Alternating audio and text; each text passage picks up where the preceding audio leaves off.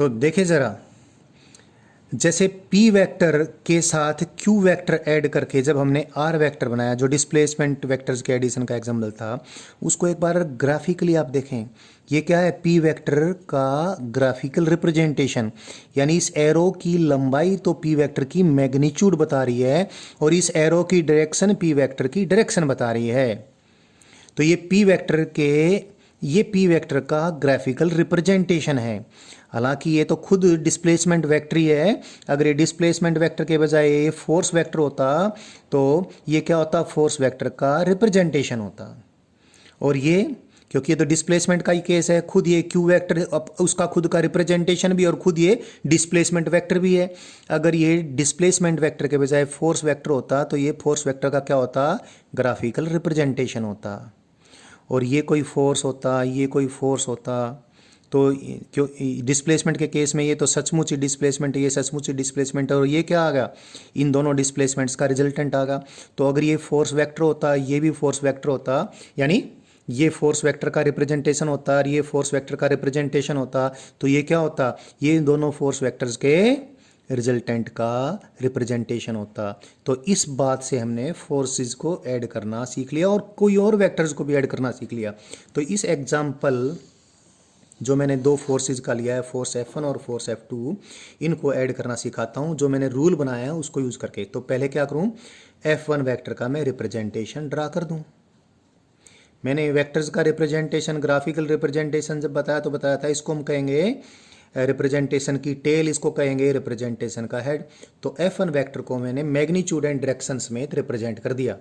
यानी I have represented vector F1 by an arrow in magnitude as well in direction, means the length of the arrow will represent the magnitude of the vector F1 and direction of this arrow will represent the direction of vector F1।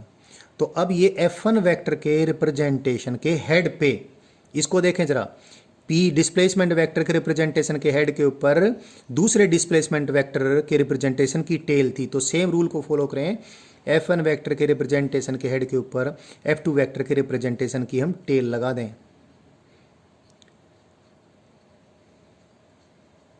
सो जिन दो vectors को add करना है, एक F1 vector को और एक F2 vector को, तो हमने पहले उनको कैसे ग्राफिकली रिप्रेजेंट किया? एक वेक्टर का ग्राफिकल रिप्रेजेंटेशन लिया और उस ग्राफिकल रिप्रेजेंटेशन के हेड के ऊपर दूसरे वेक्टर के ग्राफिकल रिप्रेजेंटेशन की टेल लगा के इस प्रकार से दोनों को इकट्ठा रिप्रेजेंट कर दिया। तो अगर ये डिस्प्लेसमेंट वेक्टर होते तो ये बिल्कुल क्लियर था, ये जो एक की टेल और दूसरे की हेड की तरफ जो हम एरो ड्रा करते, ये इन दोनों डिस्प्लेसमेंट वेक्टर्स का रिजल्टेंट होता। लेकिन अब ये डिस्प्लेसमेंट नहीं है, ये फोर्स वेक्टर्स हैं, तो ये क्या हो जाएगा?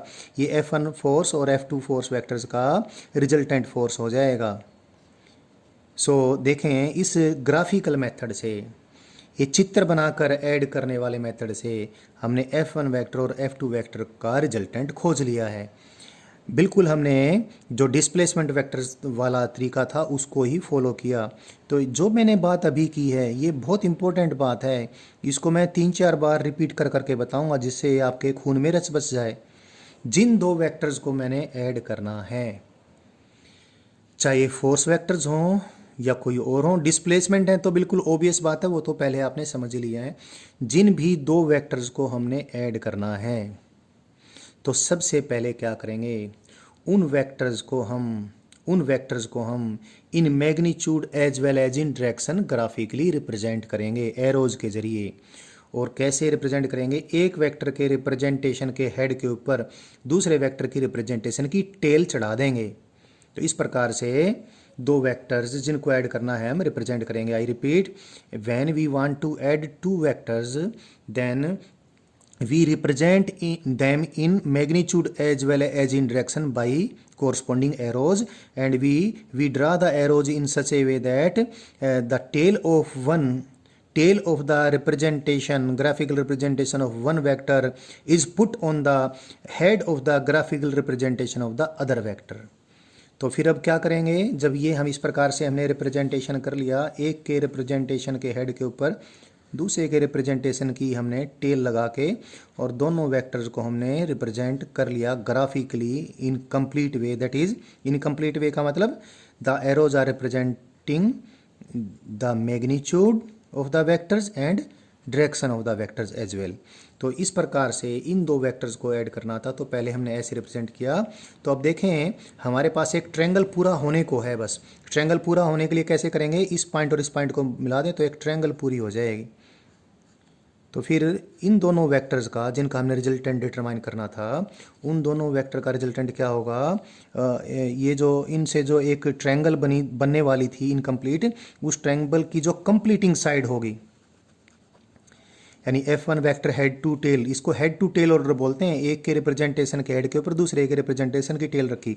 जो जिन दो वेक्टर को ऐड करना था उनको हमने हेड टू टेल ऑर्डर में magnitude as well as in direction represent किया। तो फिर एक इनकम्प्लीट ट्रायंगल बनी। उस इनकम्प्लीट ट्रायंगल को कंप्लीट करने वाली जो साइड होगी उसके अलोंग हम एक एरो ले लेंगे। लेकिन एरो कैसे लेंगे, एरो की टेल पहले वेक्टर की टेल के साथ कंसाइड करेगी और एरो का हेड दूसरे वेक्टर के रिप्रेजेंटेशन के हेड के साथ कंसाइड करेगा। तो ये कंप्लीटिंग साइड जो ट्रायंगल की बनेगी, ये कंप्लीटिंग साइड के अलोंग जिस प्रकार से मैंने एरो लिया है, वो एरो इन दोनों वेक्टर्स के रिजल्टेंट वेक्टर को रिप्रेजेंट करेगा। तो वेक्टर्स के एडिशन का ये जो नियम बनाया, जो ट्रायंगल बनाकर हमने नियम बनाया, इसको triangle law of vector addition बोलते हैं। एक दो बार और भी मैं इसको रिपीट करूंगा जिससे बिल्कुल क्लियर हो जाए आपको। मैंने एक वर्ड यूज किया था, आपके खून में ये रच बस जाएगी बात अभी 2-3 बार सुन के ही। पहले तो इसको मैं किसी ठीक से एक बंधी हुई लैंग्वेज में इसको एक बंधी हुई स्टेटमेंट दे देता हूँ। वैन टू वेक्टर्स, यानी जो मैंने वेक्टर्स को ऐड करने का ये जो ट्रायंगल बनाकर जो वेक्टर के ऐड करने का जो ग्राफिकल तरीका अभी आपको समझाया है, इसको देखो मैं एक बार कुछ बोलता हूँ, आपको बात समझ में आएगी। 2-3 बार बोलूँगा। When we represent two vectors in magnitude as well as in direction in head to tail order. Head to tail order का मीनिंग मैंने आपको बता दिया है। एक के रिप्रेजेंटेशन के हेड के ऊपर दूसरे के रिप्रेजेंटेशन की टेल आएगी। मैंने बात बीच में छोड़ दी, फिर वापस से बोल देता हूँ। When we represent two vectors in head to tail order in magnitude as well as in direction, then their resultant vector will also be represented in magnitude as well as in direction by the completing side of the triangle but taken in opposite order। taken in opposite order मतलब order क्या था, पहले order माने क्रम। पहले क्या क्रम था, दो वेक्टर्स को किस प्रकार से किस क्रम में हमने रिप्रेजेंट किया, एक के हेड के ऊपर दूसरे की टेल, इसको हेड टू टेल ऑर्डर बोलते हैं, हेड टू टेल ऑर्डर। और अब इसका जो रिजल्टेंट आया इनके रिजल्टेंट का representation head to tail order में नहीं है, अपोजिट ऑर्डर में है। Tail to tail, head to head order में है। तो ये इनका क्या बन गया, रिजल्टेंट बन गया। सो इफ, फिर बोलता हूं मैं, if we represent two vectors in magnitude as well as in direction, if we represent two vectors in magnitude as well as in direction in head to tail order, that is the representation of the tail of one falls on the head of the representation of the other, then their resultant vector will be represented by the completing side of the triangle in magnitude as well as in direction but in opposite order। तो ये जो मैंने बात बताई इसको triangle law of vector addition बोलते हैं।